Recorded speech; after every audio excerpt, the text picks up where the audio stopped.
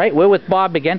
One thing I forgot to ask you the first time is, right now the economy's tough. You've got a lot of people who are looking to do something. If someone wanted to start a small business like this, could they today? It would be very difficult to start a small business today. Because we're kind of grandfathered in and we've been here for so many years, at least up to now we've been able to get by. But to start a small business today, you would need a lot of money. You would need a much bigger store than this. And it's very difficult today if you have to try to make a living out of a small business because of costs, taxes, health insurance, all the cost factors that go into running a business, your help, paying help. It would be difficult to start a small business today. Much more difficult than in 1946 when my father started, and you could start on a shoestring because costs were so low. And regulations were lighter too. Regulations were not as bad as they are today, right? So starting a business today is a very difficult thing to do, and our government has not been very friendly to small businesses and encouraging them to start business. They tell you they want to help you, but they don't. They overtax you.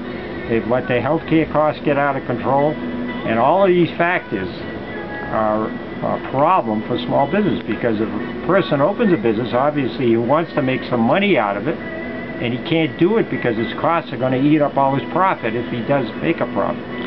So it's difficult today to start a small business.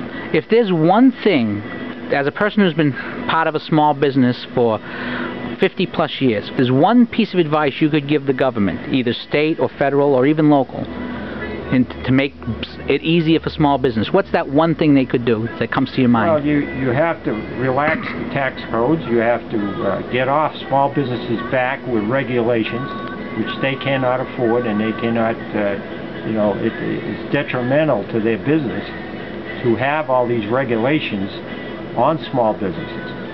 If you want to encourage small business, you have to allow them to grow and make a profit.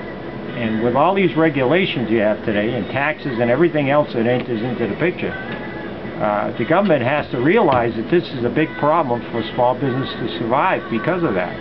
And I'm hearing it more. I see it in the papers. I see it in magazine articles. I see it on television. They're not encouraging small business, and most of the jobs in the country are created by small business, not big business. Okay, in closing, Bob, if someone wants to buy their hardware from you, what's the address here and what are your hours so people can find you? Yeah, we're open 6 days a week from 8 to 6, and what else? What's the address? 284 Water Street, Fitchburg, Mass. 978-342-2912. And you're not on the internet at the moment. Well, you're about to be on the internet for the first time right now. I'm not a computer fan because of my age. I never had it, and I'm not into it. But we hope to survive the best we can without the electronic world around us. All right. Well, Bob, thank you for letting me come into your store and film and bother you and your customers a bit. Well, hopefully somebody will get a good message from this, and that small business will survive and remain strong in this country because we certainly need it. We certainly need it. All right, thanks again.